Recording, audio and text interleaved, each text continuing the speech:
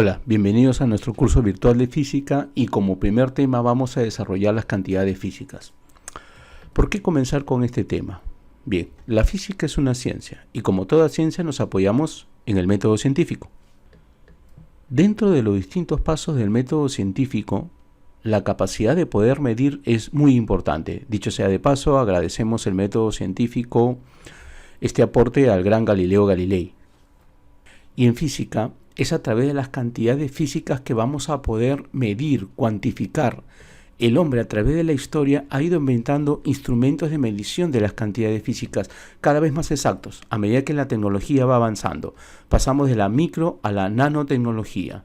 Gracias al desarrollo de estos instrumentos, de las cantidades físicas, su medición, el hombre ha podido poner los ojos más allá de lo que hay en la Tierra, aquello que nos rodea, aquello que solo podemos ver a través de los ojos de la ciencia. Pero esto que estamos hablando no solamente ocurre en los laboratorios, guiados por científicos. Nosotros en el quehacer diario también hacemos uso de las cantidades físicas. El simple hecho de levantarse, 6 de la mañana, 7 de la mañana, ¿de qué depende? Depende de una distancia. Si yo vivo muy cerca a mi lugar de estudio, de repente levantarme a las 7 todavía es prudente. ¿Qué estamos midiendo aquí? Estamos midiendo tiempo, estamos midiendo distancia, y si veo que voy a llegar tarde, inmediatamente estoy midiendo la velocidad a la cual debo desplazarme. Ahora, ¿cómo debo venir vestido? Eso va a depender de otra cantidad física llamada temperatura. Bueno, ¿qué instrumento utilizamos? Acá ocurre algo curioso. No tenemos un termómetro a nuestro costado para determinar eso. Utilizamos nuestro propio cuerpo como instrumento de medición de temperatura. Ya luego más adelante vamos a discutir si eso es lo más adecuado. Pero bien, entonces te presento las cantidades físicas en tu quehacer diario. Te propongo que vayas pensando, ¿qué otras cantidades físicas utilizas tú durante el día que no he incluido ahí? Estoy seguro que muchas. Pregunta, ¿todo es medible?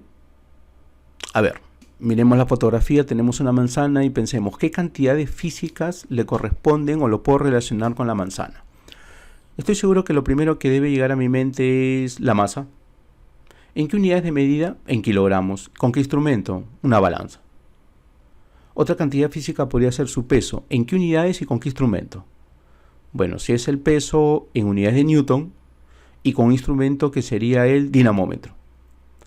El volumen.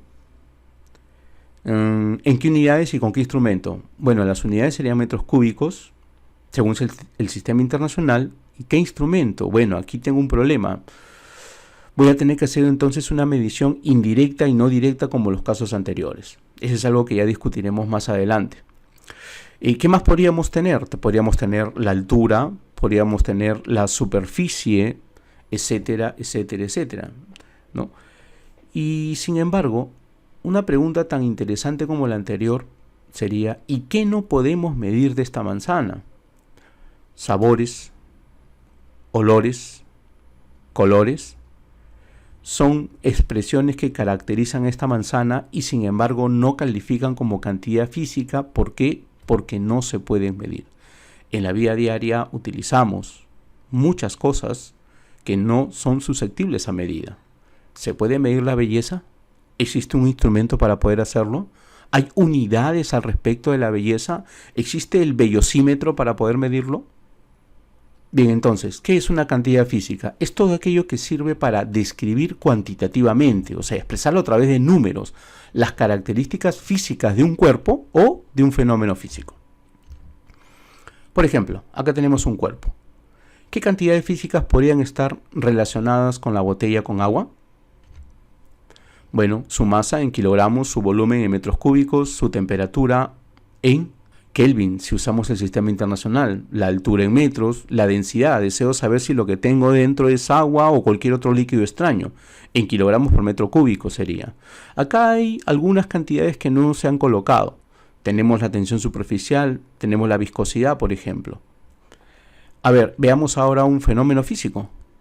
¿Qué cantidades físicas las podría relacionar aquí?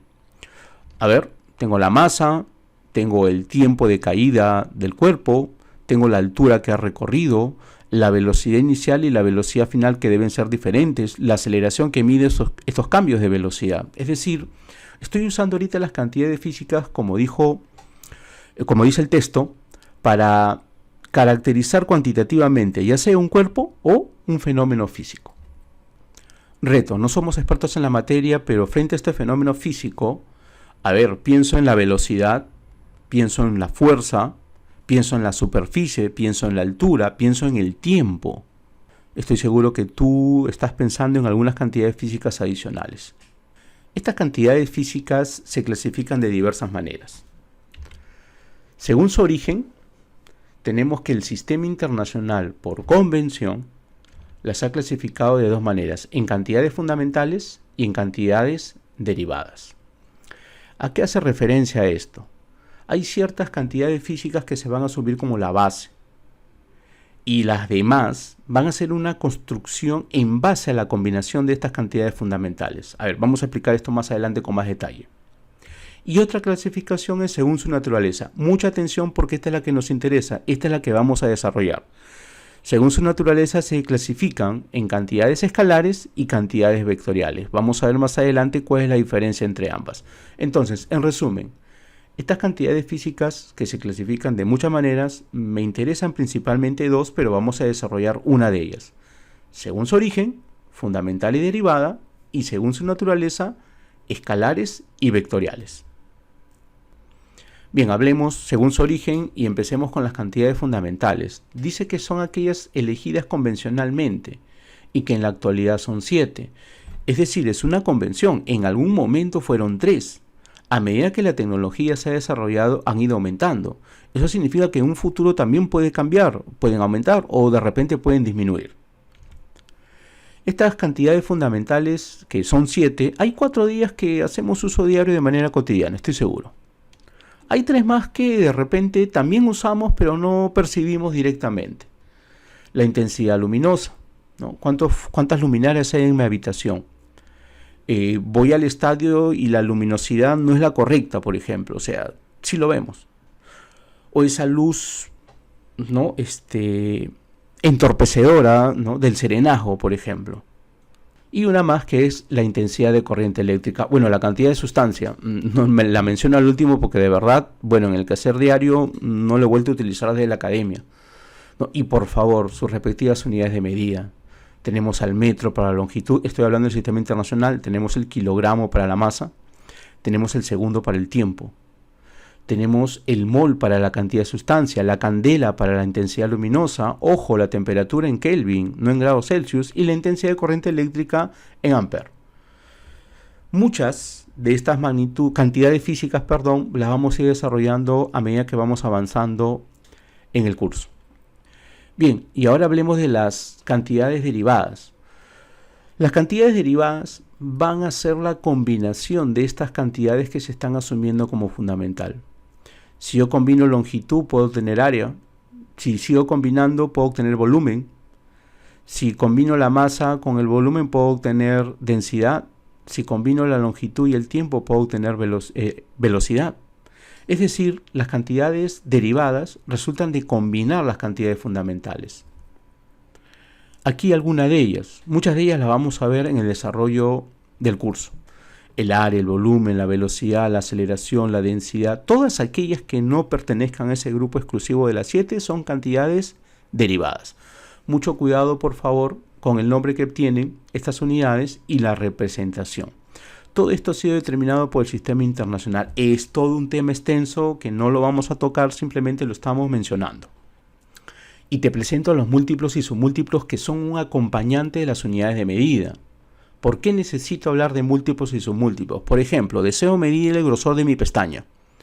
Ahí la tenemos que usar la cantidad física llamada longitud en unidades de metro. Sí, pero para medir el grosor de una pestaña con la unidad metro me parece que es demasiado grande la unidad de medida. Entonces vamos a reducir la unidad de medida. Entonces le anteponemos un submúltiplo. Puede ser el decímetro, puede ser el centímetro, el milímetro de repente o el micrómetro, ¿no? Es decir, dependiendo de qué tan pequeño deseo hacer la unidad de medida. Deseo medir la distancia que hay entre Lima y Tacna. El metro ahora resulta ser muy pequeño, entonces de repente necesito algo más grande, de repente el decámetro, el hectómetro, el kilómetro, el megámetro, y de esa manera, ¿no?, podemos ir aumentando. Ahora, esto ha sido utilizado también en el quehacer, en el diálogo ya de manera directa, ¿no?, cotidiana. Por ejemplo, la capacidad de los discos duros antes estaban en gigabytes, ahora están en terabytes. Cuando le he escuchado de Megaplaza, bueno, si quieres crear algo más grande que Megaplaza, podrías intentar con Gigaplaza, ¿no? Ya no estamos hablando acá ya de ciencia. Por ejemplo, el kilómetro, kilo es 1000, mira. Pero también puedo utilizar el kilogramo. Hay muchos que piensan que kilo es masa. No, kilo es 1000 simplemente. Ya, eso estoy haciendo más grande la unidad de medida, pero también la puedo hacer más pequeña. Mira, ahora al metro le anticipo ya no el kilo, sino el mili. O el miligramo, mira. El micrómetro, 10 a la menos 6. Esto lo vamos a utilizar en física moderna. Vamos a trabajar con longitudes tan pequeñas que el metro va a ser muy grande, sino el micrómetro. Tenemos el microconlut. El conlut, unidad de carga eléctrica anticipada del micro. Esto lo vamos a utilizar principalmente en electrostática. Entonces acá te dejo los múltiplos y submúltiplos, por favor, es muy importante que los conozcas. Bien, recuerda, las cantidades físicas se clasificaban según su origen y según su naturaleza. Según su origen, fundamentales y derivadas, y según su naturaleza, en escalares y vectoriales. Veamos ahora entonces cuándo una cantidad física se clasifica como escalar y cuándo como vectorial. Bien, para ser clasificada como escalar, dice que necesita dos elementos, un valor numérico y una unidad de medida. Y luego de darme estos datos, la cantidad física debe quedar plenamente definida. A ver, hablemos de la masa, cantidad física masa. Lo subo a una balanza y me arroja el resultado siguiente: 1 kilogramo. Tengo aquí el valor numérico y tengo aquí la unidad de medida. No te estoy dando en ninguna dirección, a no ser que alguien me diga, Coahuila, pero ¿qué pasa si a esa botella le cambio la dirección? ¿Cambiará el dato anteriormente registrado? No, no cambia. Entonces la dirección no importa aquí. Entonces hablemos que la masa es una cantidad escalar porque no depende de una dirección. Veamos qué dice. En ambos casos observamos que la masa de la botella queda completamente definido con estos dos elementos, no necesitando ningún otro elemento adicional. Veamos algún ejemplo más. ¿Y qué hay del volumen? Por ejemplo, acá tengo 2 litros. Ojo, este no es sistema internacional, pero es lo más utilizado. Bien, me dan el valor numérico y la unidad de medida. ¿Necesitan darme alguna otra información más? No sé, de repente la dirección. ¿Tú crees que el volumen cambia si pasa esto? ¿O ya quedó plenamente definida? En ambos casos observamos que el volumen de la botella queda completamente definida con los dos elementos mencionados, no siendo necesario ningún otro elemento adicional. Finalmente, vamos a ver muchos ejemplos de cantidades escalares. Tenemos a la masa, tenemos el volumen, tenemos el tiempo, la distancia, la rapidez, la energía, el trabajo, el calor. Cada vez que aprendamos un nuevo capítulo de física, vamos a ir indicando si la cantidad física que estamos usando es una cantidad escalar o es una cantidad vectorial. Bien, ahora hablemos de las cantidades vectoriales. Mira, se repite, necesito un valor numérico, necesito una unidad de medida. Pero a diferencia de la cantidad escalar, ahora necesito de una dirección. Necesitar significa que si no te dan dirección, no puedes aplicar la cantidad física mencionada. Un ejemplo cotidiano. Estoy en la sala, viene mamita y me dice, mueve la mesa. Debo aplicar una fuerza. La fuerza, necesito un valor numérico. A ver, mido la mesa y digo 200. Tengo una unidad de medida, Newton. Pero necesito una información adicional. ¿Qué necesito? Una dirección. De lo contrario, me voy a poner a pasear la mesa por toda la sala. Entonces, para poder ejecutar la cantidad física fuerza, yo, aparte de un valor, aparte de una unidad de medida, necesito de una dirección. De lo contrario, no puedo ejecutar la acción. Entonces, las cantidades vectoriales, aparte del valor numérico y unidad de medida, necesita de una dirección. Si te pidieran que tires de una cuerda, empujes un carro, empujes una puerta, ¿qué información está faltando?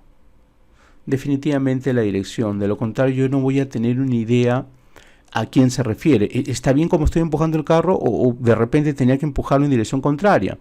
Está empujando la puerta con una fuerza de 200 newton. ¿A quién se refiere? Entonces, la dirección es importante. Por ejemplo, deseo analizar el movimiento de la moto.